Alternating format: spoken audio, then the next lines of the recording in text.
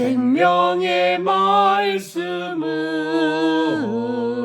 마음의 용서와 평안을 골고루 주나니 다만 예수 말씀 들어보길 받네. 아름답고 귀한 말씀 생명샘이로다. 아름답고 귀한 말씀 생명샘이로다.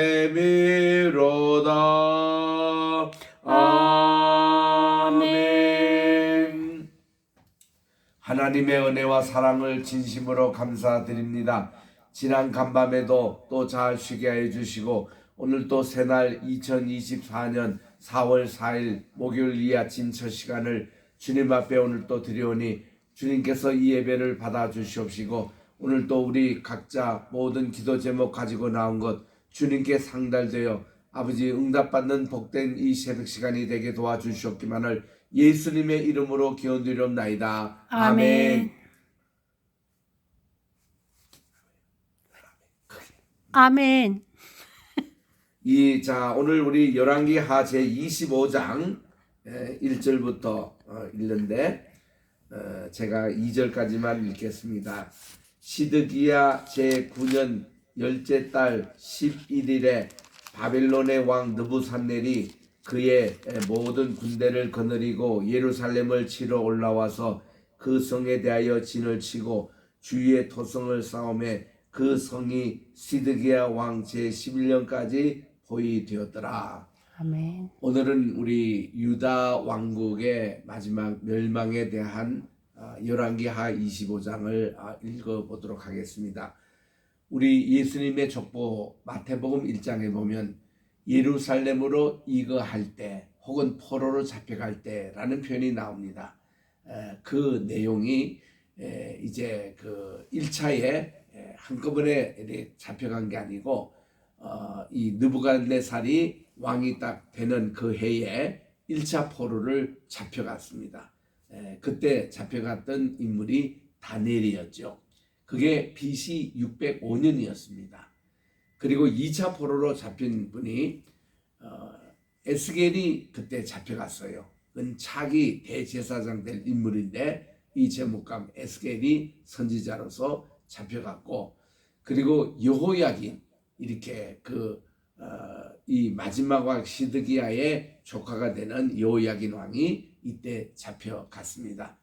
그래서 여호야긴은 BC 563년까지 그러니까 근 34년 동안 그가 이렇게 옥살이를 하고 있다가 이렇게 느부갓네살 왕이 자기 왕궁의 가족들이 식사하는 장소로 식사를 초대해서 이제 그의 말년은 대접을 그나마 받으면서 이제 지냈던 그런 불운한 그 시리즈를 보게 됩니다.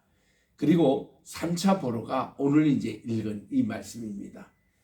이때 이제 마지막 왕인 시드기야가 또 포로로 잡혀갑니다. 그리고는 이제 그의 왕자들 앞에서 이렇게 살해를 당하는 이런 일이 이렇게 3차 포로 때에 있었습니다. 그래서 이스라엘은 588년부터 538년까지 포로 귀환할 때까지 몇 년? 49년이에요.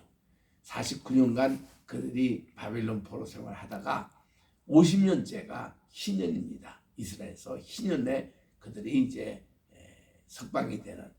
그러나 포로로 석방이 됐지만 제국 자체는 신바벨론 제국에서 페르시아로 넘어갑니다. 그래서 여전히 이스라엘은 그 나라의 속국에 불과합니다. 자유권이 없어요. 이래서 이런 불황한 그런 역사를 보게 되는데, 하나님께서 이 사사시대 때는 이스라엘의 12지파 동맹체라고 그들이 이제 미스바 중심으로 모여서 예배를 드리고 또 군사 대응을 하고 했던 그런 이제 곳에서 있다가 왕을 세워달라고 그렇게 조르는 바람에 처음에는 사무엘이 반대를 했지만 하나님께서 반대를 하셨지만은 이들이 하도 집요하게 요구를 해서 그렇게 왕을 세워보는데, 왕이 이런 일들을 너희들에게 할 것이다 하고 왕정의 폐단에 대해서 먼저 다 일러주었습니다. 그래도 이 백성들이 우리도 열국처럼 왕정이 필요하다고 그렇게 해서, 그래서 하나님이 세운 종이 기스의 아들 사울을 세운 거죠. 베냐민 지파입니다.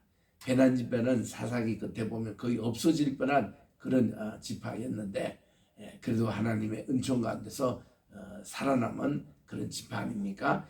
그게 이제 이 사울이 이제 왕이 됐지만은 그가 왕이 되지 얼마 못 돼 가지고 하나님의 말씀을 계속 불순종하고 이렇게 예배에 소홀히 하는 바람에 하나님께서 그를 폐위시킵니다.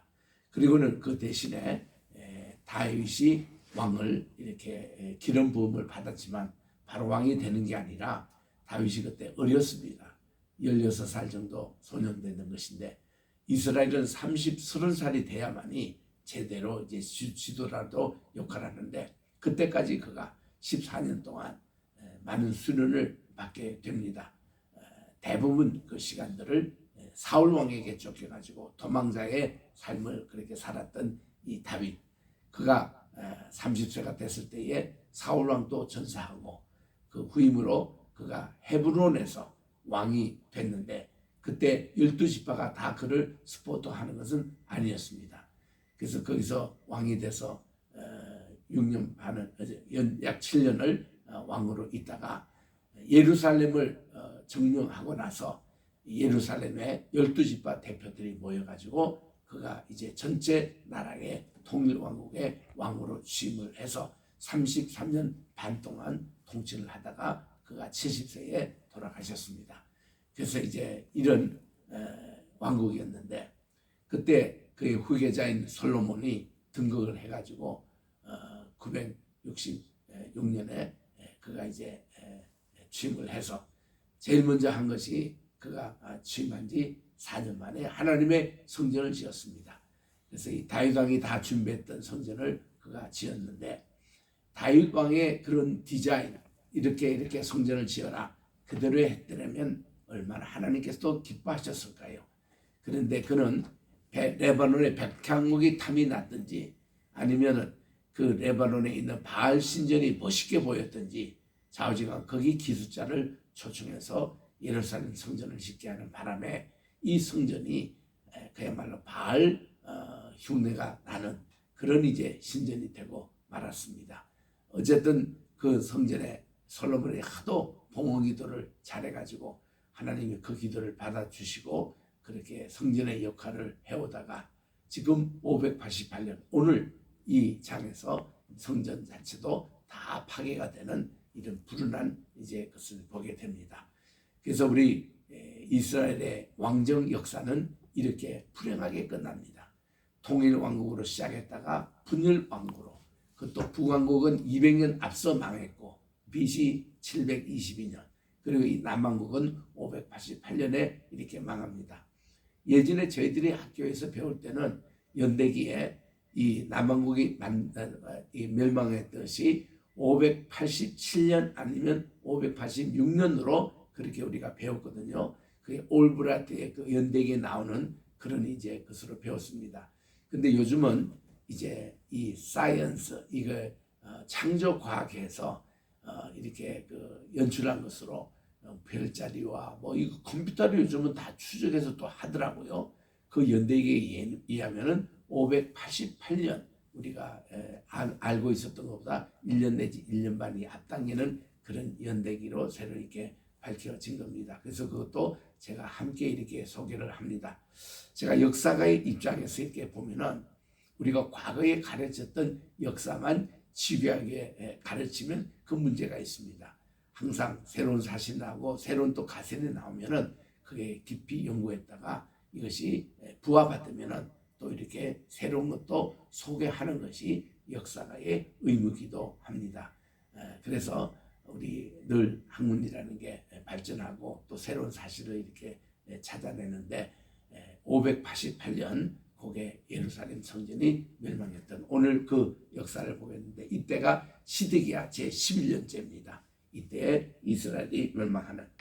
자, 지금 중요한 것은 여기에 마지막 왕이 이 시드기야가 북방 바로 신바벨론 제국을 배반했다는 것이 그것이 이제 아주 획기적인 그 계기가 됩니다. 멸망에. 그래서 3절에 보니까 그해 넷째 달 9일에 성중의 기근이 심하고 그 땅 백성의 양식이 떨어졌더라. 포위된 상태에서 3년을 버티니까 이렇게 아주 식량난이 심각하게 왔습니다. 4절에 보니까 그 성벽이 파괴가 됩니다. 모든 군사가 밤중에 두 성벽 사이 왕의 동산 이 견문 길로 도망을 치고 또 갈대아인들이 그 성읍을 에워쌌으므로 그가 아라바 길로 가더니, 아라바는 저 남쪽에 있는 길이죠. 그 갈대아 군대가 바로 이 신바빌론 제국의 그런 군대입니다. 그래서 그 왕을 쫓아가서 여리고 평지에서 그를 체포했습니다. 시드기야 왕이 야밤중에 도망치는 것을 이제 남쪽을 거쳐서 저 동쪽으로 가고 있는 그 일행을 다 체포했습니다. 그랬더니 왕의 모든 군대가 이 왕을 떠나서 흩어졌습니다. 그들이 왕을 사로잡아 이 시드기야를 사로잡아 가지고 그를 리블라에 있는 바벨론 왕으로 끌고 갔습니다. 그래서 이제 그들이 이 시드기야 왕을 신문합니다. 그들이 시드기야의 아들들을 그의 눈앞에서 죽이고 자기 눈앞에서 왕세자와 아들이 죽습니다. 그리고 시드기야의 두 눈이 빼어집니다. 그리고는 노사스로 그를 결박하여 바벨론으로 끌고 갔습니다. 이거는 최대의 수모를 당하는 겁니다. 이렇게 해서 남유다 왕국이 멸망당하는 것입니다. 이뿐입니까? 예루살렘 성전은 파괴가 되고 예루살렘의 성전에 있는 모든 이런 기구들은 다 이들이 이렇게 그 바벨론이 가져갑니다. 금기명, 은기명. 기명이라는 것은 이 하나님 예배 때 쓰는 그릇을 얘기하는 것이요. 이거를 다 가져가는 거예요. 그래서 이제 8절에 보니까 바벨론 왕 느부갓네살의 이 19째 해입니다. 5월 7일입니다. 바벨론 왕의 신복 12대장 느부사라단이 예루살렘에 이릅니다. 그리고 여호와의 성전과 왕궁을 불살았다. 얼마나 허무합니까?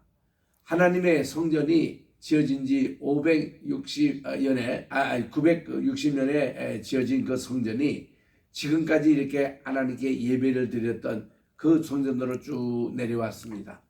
북쪽 왕국이 멸망하는데도 200년 더 이렇게 남쪽 왕국은 이렇게 지속이 됩니다. 그런데 이 성전과 왕궁이 불탑니다. 다윗의 성이 다 불탑니다.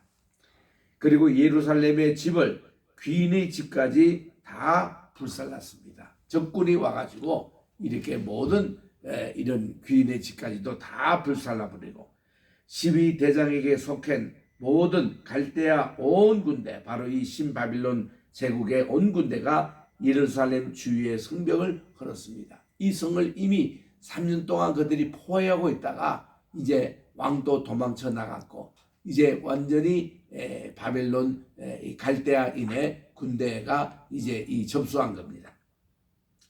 성중에 남아있는 백성과 바벨론 왕에게 항복한 자들과 무리 중 남은 자는 시위대장인 스부사라단이 모두 사로잡혀 가고 시위대단이 그 땅에 비천한 자만 남겨두어 포도원을 다스리는 자와 농부가 되게 했다 해서 그 웬만한 지식인들 다 잡혀가고 여기는 비천한 자들 몇 명만 남기는 그런 이제 꼴이 됐습니다. 그러니 예루살렘이 무너진 것에 대해서 얼마나 마음이 약해 보겠습니까? 그래서 이에 예레미야가 여기에 대해서 쓴 책이 에가입니다. 에가는 러멘테이션, 예루살렘 성이 무너진 것에 대해서 정말 그것도 특별히 성전입니다. 성전이 무너진 것에 대해서 하나님께 애통하게 정말 이 부르짖는 내용인데 우리가 그 한국에 보면은 아이고 아이고 하고 3이 이 음절로 되게 우리가 그 장례식 때 가면 부르잖아요. 이스라엘도 똑같아요. 3이 그 애곡입니다.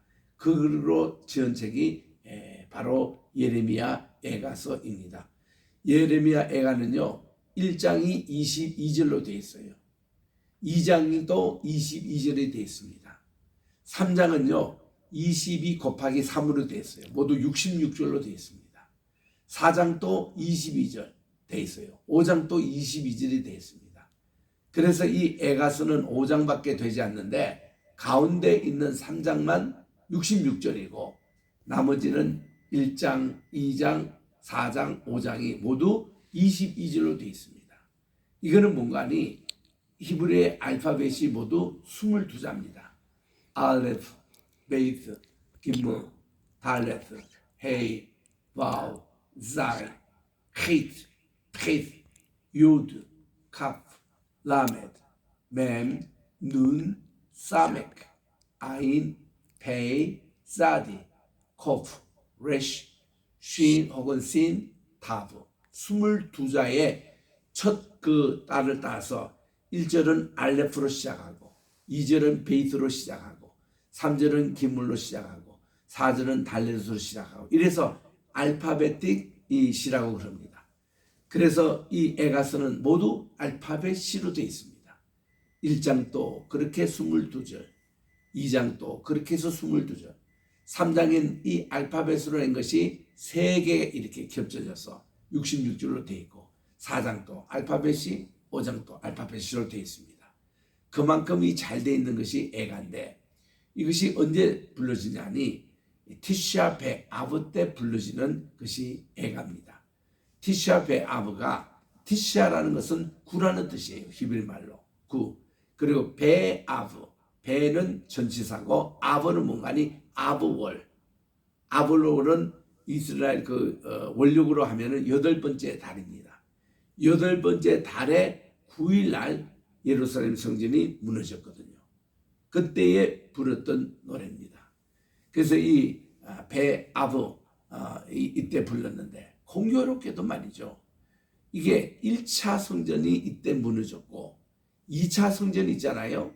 스룹바벨 때에 그때 이게 저 학개와 스가랴를 통해서 정말 지었던 그리고 이 스룹바벨이 총독이었고 예수아가 저 여호수아가 대제사장 그때에 지었던 제2성전도 BC 67년도 로마 폼페이 장군에게서 멸망당했는데 이때도 날짜가 베아브 티샤 베아브 때 8월 9일 날 이 성전이 무너졌어요. 1성전도 그때 무너지고 2성전도 그때 무너진 그래서 이 티샤 베아브는 지금도 이스라엘 사람들이 성전 무너짐에 대한 한탄나는 날입니다. 그래서 지금도 통곡의 병에 가는 항상 기도의 제목이 딱 하나예요. 이 예루살렘 성전을 언제 하나님이 회복해 주십니까? 그거 하나예요. 그 기도를 통곡의 병에서 지금까지 눈물을 흘리며 이렇게 예레미야 애가입니다. 그거를 읽으면서 그렇게 기도하고 있는데 자 그래서 이제 주이시 메시아닉 주라고 그러는데 MJ 이분들 중심으로 제3성전이 언제 기공이 되느냐 이거를 티샤 베아브 때 기공할 것을 올해가 될지 내년에 될지 하여튼 그날을 이제 기공식으로 제3성전 기공식을 잡고 있습니다. 좌우지간 이 날이 예루살렘 성전이 무너진 날이고 그리고 애가가 불려졌던 날. 그래서 이 성전이 무너지고 나서 이스라엘 백성들은요 40일을 금식을 해요. 금식 기도합니다. 성전이 다시 회복해 달라고. 금식하고 끝나는 그날이 무슨 날인가 하니 창조절이 시작입니다. 창조절은 뭐예요? 하나님이 태초에 여히 오르 바 여히 오르 하나님이 말씀하시기를 바요메르 엘로힘 여히 오르 바 여히 오르 빛이 있었으면 좋겠다 하니 빛이 있었더라 하는 그날이 바로 창조절이거든요. 창조가 시작되던 날입니다. 이거를 창조절 되면은 그 제사장들이 소파 이 뿔나팔로 가지고 뿌 불면서 한 해가 시작되는 것을 알립니다. 그래서 이날을 나팔절 혹은 소파절 그리고 창조절 하는 바로 그것이 예루살렘 성전이 무너진 지 40일째 시작되는 거예요. 40일 금식기도가 끝나면 한 해가 시작됩니다. 그래서 이때에 40일 요 기간 동안에 사람들이 세례를 받습니다. 우리로 말하면 침례죠. 침례를 받고 그리고 회개 운동을 하고 그리고 특별 금식기도 하는, 그래서 그들이 한 해를 시작합니다. 우리는 한 해를 어떻게 맞이합니까? 뭐 성탄절도 있고 하누카도 있고 해서 복잡하게 해서 우리가 보통 한 해를 맞는데, 유대인들의 종교 절기는 그렇지 않습니다. 금식하며 그들이 회개하며 그리고 세례를 받고 침례를 받고 그리고는 한 해를 이렇게 시작하거든요. 그래서 이게 다 머무는 것이 오늘 이 사건입니다. 그래서 우리 이렇게 이 나라가 이제 멸망당하는 이 시점에 보세요. 14절에 보니까 또 가마들과 부삽들과 부집개들과 숟가락들과 섬길 때 쓰는 모든 녹것을 다 가져갔으며, 이거 하나님께 드렸던 예배의 용품이 다 가져갔습니다.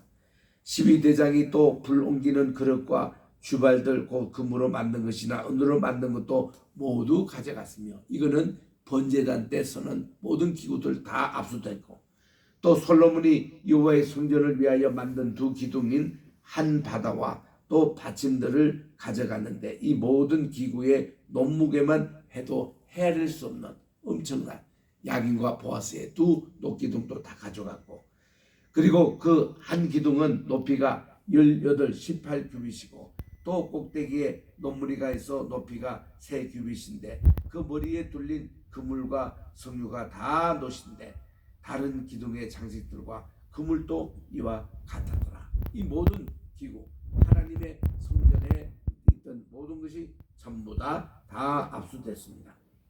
18절입니다.